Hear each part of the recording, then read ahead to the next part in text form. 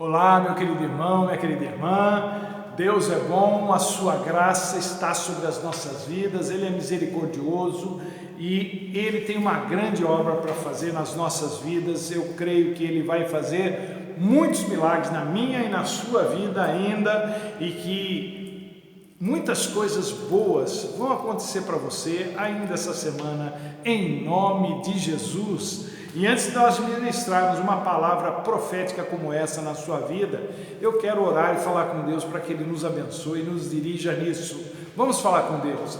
Pai amado, Deus bendito, nós estamos aqui com o nosso coração aberto para ouvirmos o que o Senhor tem para nos dizer. Pai, são dias difíceis, são dias de muitas incertezas, mas nossa fé e a nossa esperança estão no Senhor, que fez os céus e a terra, que nos criou à sua imagem e semelhança, e nós sabemos que o Senhor nos ama o suficiente, ó Deus, mais do que o suficiente para fazer grandes coisas em nossas vidas. O Senhor que deu o seu Filho para que nós pudéssemos ser resgatados, ó Deus, de uma eternidade nas trevas, ó Deus.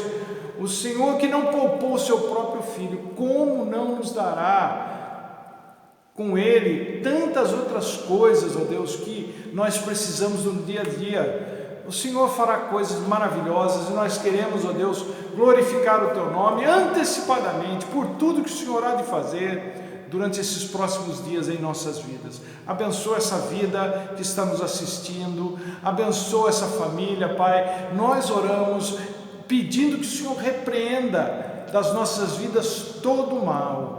Em nome de Jesus, ministra agora, Espírito Santo, no nosso coração, no nosso espírito, na nossa mente, em nome de Jesus. Amém e amém. E a palavra que eu quero compartilhar com vocês hoje se encontra no livro do profeta Joel, no capítulo 2. Livro do profeta Joel, capítulo 2, a começar do versículo 23.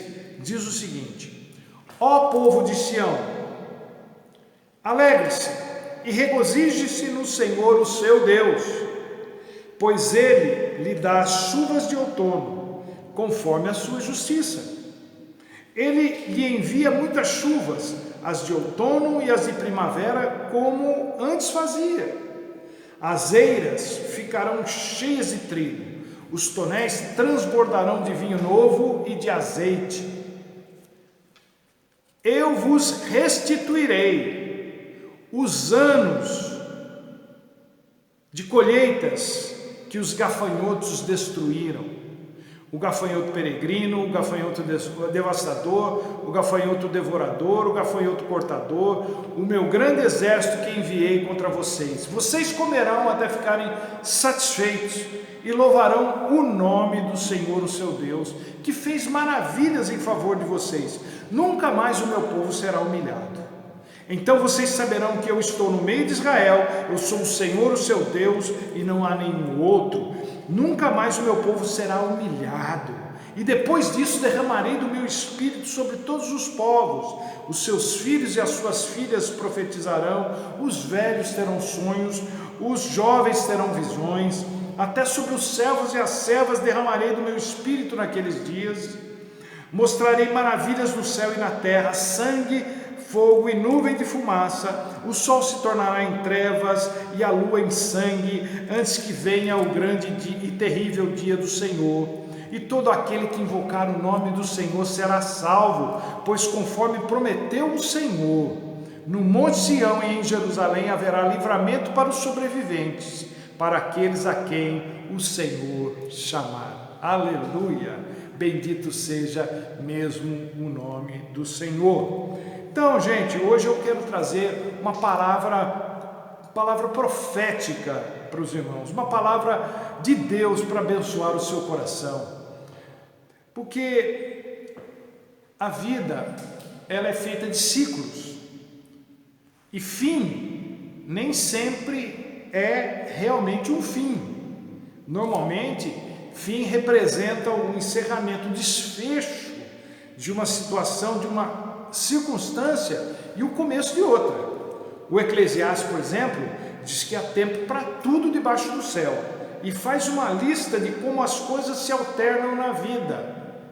Então, ele fala lá: nascimento, morte, semear, colher, matar, curar, derrubar, construir, chorar, rir, prantear, dançar, espalhar, ajuntar, abraçar, se conter de abraçar, procurar e desistir de procurar, guardar, jogar fora, rasgar, costurar, calar, falar, amar, odiar, lutar, viver em paz. Então ele faz essas colocações do capítulo 3 do livro que chama Eclesiastes, para nos dizer que há muitos ciclos na vida. Enfim, há tempos de vacas gordas e tempos de vacas magras. Mas há também tempos de mesmice, tempos de rotina em que nada acontece. E isso depois pode vir tempos de muita euforia, de muita animação, em que tudo é uma maravilha. Então a vida da gente é assim, formada por ciclos bons, ciclos ruins e ciclos estacionários. Mas há fases, principalmente em tempos de crise, tempos difíceis, e nessas épocas, quando a gente está enfrentando tempos difíceis, o que a gente precisa mesmo é de uma palavra de ânimo, de encorajamento, de estímulo para poder continuar seguindo em frente. Só que não é qualquer palavra que serve, não é a palavra de qualquer pessoa que serve.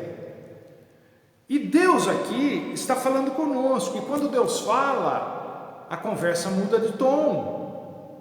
Através do profeta Joel, Deus está falando conosco, e Joel havia sido comissionado, chamado para profetizar em Judá, que passava, para variar, por um tempo difícil, complicado, aquela fazona, que o que já era ruim fica ainda pior. E que fazona era essa? O terror dos agricultores, praga de gafanhotos. Está aqui no capítulo 1, verso 4 do livro de Joel. Diz assim: o que aconteceu aqui? O que o gafanhoto cortador deixou, o peregrino comeu. O que o peregrino deixou, o devastador comeu. O que o devastador deixou, o devorador comeu. Resultado: pura destruição, não sobrou nada na lavoura. Evidentemente que para o povo de Israel, daquela época, a infestação de gafanhotos era literal. Inclusive Deus fala no versículo 3 do capítulo 1 para contar para os filhos dele o que tinha acontecido. Então esses gafanhotos, eles acabaram com a agricultura de Israel, e a gente sabe muito bem o que acontece quando se perde a lavoura. Os preços sobem exorbitantemente, afeta a economia do país, o gado sofre, as pessoas sofrem, é caos. Com toda a nossa tecnologia, nós ainda dependemos da terra para tudo. Agora, numa interpretação mais alegórica do texto, a gente pode pensar nessa infestação como aquelas fases da vida em que tudo dá errado e as frustrações, os conflitos, as lutas só se acumulam, só aumentam. A gente até usa aquela expressão: olha, como se não bastasse isso ter acontecido na minha vida, aconteceu isso também. Em outras palavras, miséria pouca é bobagem. E quando estamos nessas fases, o que a gente mais quer é que elas acabem o mais depressa possível. A gente clama por um fim, a gente clama por um desfecho, a gente pede para Deus por uma solução, seja ela qual for. E Deus, através do profeta Joel, nos traz a seguinte palavra: e receba quem crê. Se você crê, você recebe. Se você não crê, nada vai mudar. Diz assim a palavra do Senhor aqui em Joel para nós: eu, o Senhor, vos restituirei os anos que foram consumidos pelo devorador. E eu quero deixar bem claro aqui, que quando eu falo em devorador, eu não estou me referindo necessariamente à figura do diabo, até porque ele só devora aquilo que a gente lhe permite devorar. O devorador pode ser você mesmo, você mesma, que não tem controle, por exemplo, sobre sua vida financeira, que gasta mais do que ganha. Pode ser você mesmo que não tem controle sobre o seu temperamento, que não consegue manter a boca fechada, que não leva desaforo para casa. O devorador pode ser você mesmo que não tem controle sobre o seu corpo. Tudo que o corpo pede você dá de mão beijada. Infelizmente, há muitos crentes assim, infelizmente, mas mesmo se você é assim, não perca as esperanças. Tudo é possível àquele ou àquela que crê em Jesus Cristo. Até mesmo vencer as compulsões é possível, até mesmo vencer o descontrole é possível, até mesmo vencer a inaptidão de gerir a própria vida, até isso é possível para quem crê em Jesus.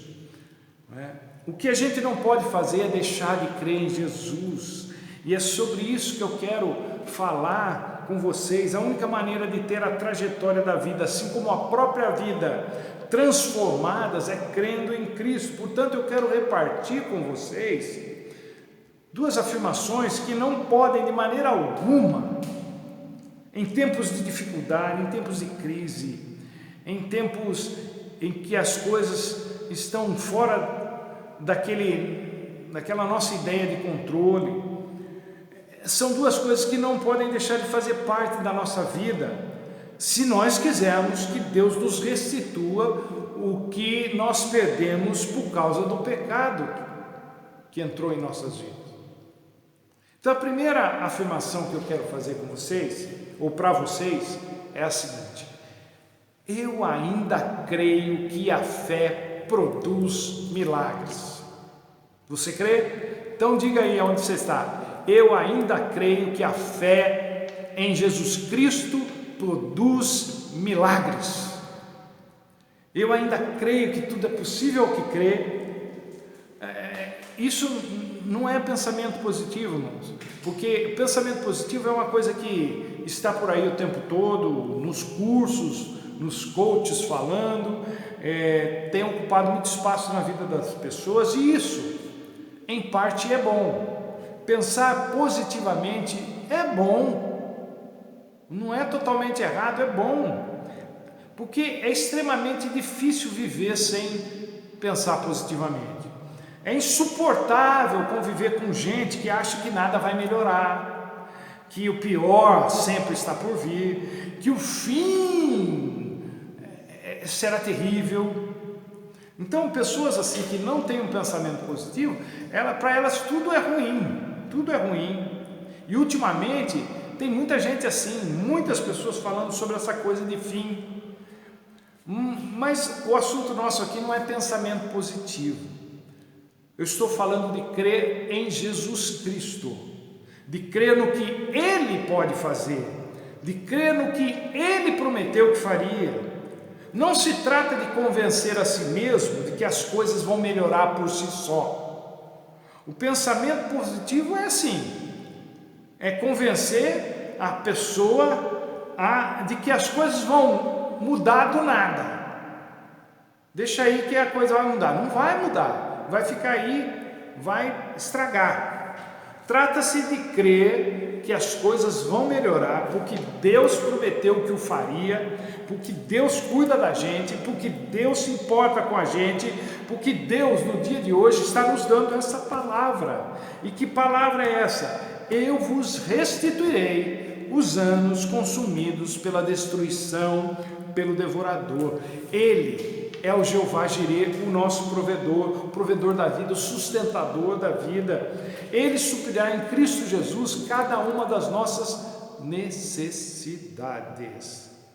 Não podemos parar de sonhar. Não podemos parar de visualizar um futuro melhor. Não podemos deixar de crer que Deus está no controle de tudo. Eu ainda creio que Deus cumpre o que promete. Crer dessa maneira significa que as frustrações e decepções não nos desencorajarão de continuar lutando. Crer dessa maneira significa que as pessoas que não creem não influenciarão a nossa fé. Crer dessa maneira significa que nada vai nos tirar do caminho que nos leva à vida eterna. Nós precisamos nos lembrar constantemente do que nos ensinou o apóstolo João ao afirmar que maior é aquele que está em nós do que aquele que está no mundo. Maior é o Deus que vive em nós do que os deuses que estão espalhados pelo mundo. Maior é a palavra de Deus que atua em nós do que a filosofia que atua no mundo e que contrasta frontalmente com a palavra de Deus. Maior é a fé que está em nós e que vence o mundo do que a incredulidade que no mundo está tentando derrotar a nossa fé. O nosso Deus é maior, não há Deus maior, não há Deus melhor. A sua palavra é maior e a fé que Ele colocou em nós também é maior. Tudo é maior na vida daquele que ainda crê que tudo é possível ao que crê. Tudo é possível ao que crê em Jesus Cristo. Acontece, gente, que a incredulidade é tão poderosa quanto a fé. Então, se você não acredita mais que tudo é possível ao que crê, você está fadada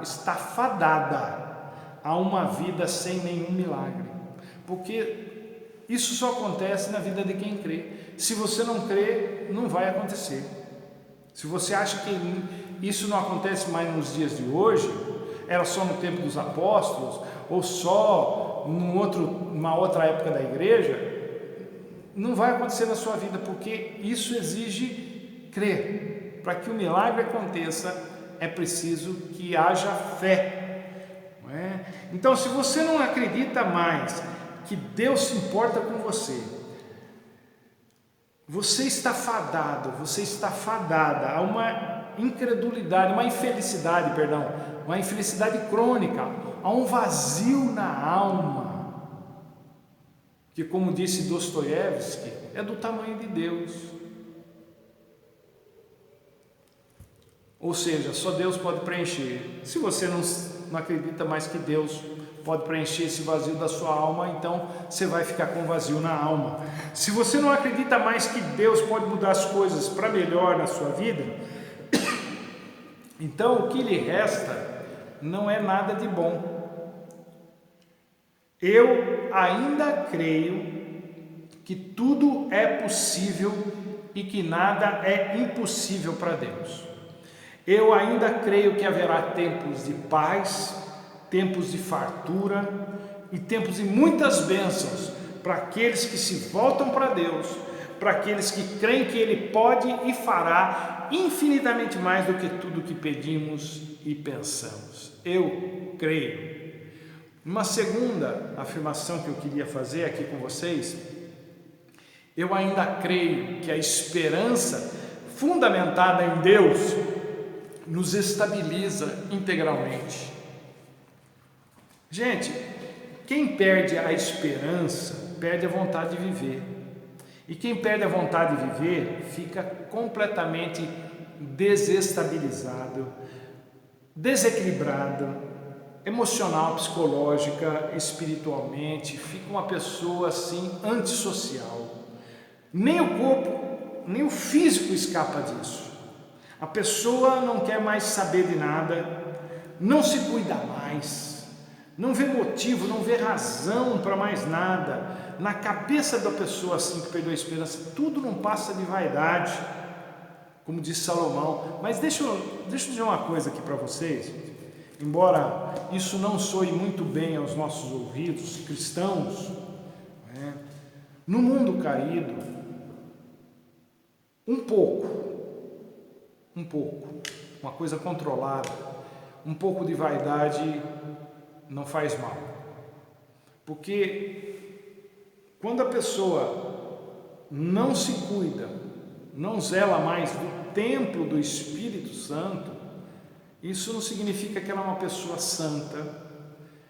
Para mim, na minha ótica, só significa que ela não tem mais vontade de viver, que ela está descontente com a vida que tem, ou que tinha, ou que teria, se as coisas fossem diferentes. E Salomão, quando diz que tudo é vaidade, também não devia estar nos seus melhores dias, não é? Porque, embora ele tenha chegado à conclusão disso, ele só chegou a essa conclusão depois de ter tudo o que quis e o que pôde ter na vida, mais do que qualquer um de nós, meros mortais aqui. Então, essa questão, às vezes é necessário que a pessoa se cuide, olhe para si, cuide dos outros. Não é? Tão ruim quanto a incredulidade é a desesperança, mas uma coisa acaba atraindo a outra. Muita gente vive no mundo sem ter fé em Deus, mas vive. Não vive bem, mas vive. Isso é um fato. Agora, gente que perdeu a esperança é uma desgraça. Não há o que motive uma pessoa nesse estado. A gente tem que falar com elas praticamente dando ordens. Faça isso. Não vou fazer. Faça, vai fazer de qualquer jeito. Vamos lá. Pensa numa mão de obra que é lidar com gente assim. O que me mantém são dentro dessa normalidade humana, não é? É a esperança em Deus. Se Ele diz que vai nos restituir os anos que nos foram roubados, consumidos de forma imprópria, eu creio que Ele o fará e me apego à esperança de que isso vai acontecer. Eu tenho um amigo que, por sinal, faz muito tempo que eu não vejo, compositor, músico, que compôs uma canção muito bonita e que fala justamente desse apego à esperança, não é? Ele fez para alguém que tinha falecido e que ele amava muito. Ele diz assim: quando eu penso nas pessoas que eu amo e que muitas delas não caminham mais pelas ruas das nossas cidades, nem habitam mais em nossas casas e nem ouvem mais os nossos cantos, mas residem para sempre em nossa saudade, eu me agarro à esperança de ainda os ver caminhando pelas ruas de cristal na cidade onde não mais haverá o adeus. Esperança, gente. Esperança de ver Deus transformando vidas, esperança de ver Deus transformando a minha vida, esperança de ver Deus fazendo um reboliço no mundo, esperança de ir para o céu, esperança de encontrar com pessoas amadas lá no céu. Isso não só me tranquiliza, como me mantém firme na certeza de que aconteça o que acontecer, o que vai ficar marcado, o que vai restar no final das contas, depois de tudo que tiver acontecido como tem que acontecer, Deus vai nos restituir tudo o que nos foi consumido por causa do pecado. Esperançar em Deus, isso é manter a minha esperança focada em Deus, me mantém equilibrado emocionalmente, espiritualmente, não me deixa fazer bobagem, não me deixa fazer loucura, não me permite ser insensato. Se não fosse Deus na minha vida e a esperança que isso me traz, eu nem sei onde eu estaria uma hora dessas.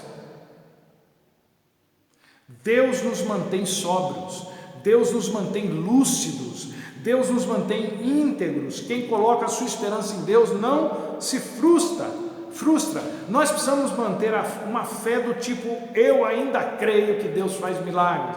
Nós precisamos manter uma esperança do tipo: eu ainda creio que a parte da salvação em Cristo Jesus, que é a melhor coisa que poderia ter nos acontecido, mas fora isso, que é um ponto pacífico, o melhor de Deus para a minha vida, para a sua vida, ainda está por vir. Deus sempre se supera e sempre nos surpreenderá, porque o seu poder e o seu amor por nós são incomensuráveis e não há nada que Ele não possa fazer para nos abençoar. Nos dias de Joel já se falava em dia do Senhor, o dia em que Deus ia colocar um ponto final na impiedade, na maldade e virar o jogo a favor do seu povo. De lá para cá muita coisa aconteceu, o fim como se pensava não veio, fim dos tempos ou fim de uma fase difícil na vida, não importa, eu ainda quero crer, eu ainda quero ter fé que move montanhas, eu ainda quero ter esperança que me encoraja, ainda quero amar a vida e as pessoas como Deus sempre quis que eu fizesse. Não se preocupe com o relógio, com as estações, com os tempos, com os grandes sinais. A história vai seguir o seu curso independentemente de qualquer coisa. Por isso, procure viver a vida como Deus espera que você a viva. E eu quero terminar essa ministração lendo um texto do apóstolo Pedro, na sua primeira carta, os versículos do capítulo 1, versos 3 a 9, que diz o seguinte, presta atenção aí: bendito seja o Deus e Pai de nosso Senhor Jesus Cristo. Conforme a sua grande misericórdia, Ele nos regenerou para uma esperança viva, por meio da ressurreição de Jesus Cristo dentre os mortos, para uma herança que jamais poderá perecer, macular-se ou perder o seu valor. Herança guardada nos céus para vocês, que mediante a fé são protegidos pelo poder de Deus até chegar à salvação, prestes a ser revelada no último tempo. Nisso vocês exultam, ainda que agora por um pouco de tempo devam ser entristecidos por todo tipo de provação.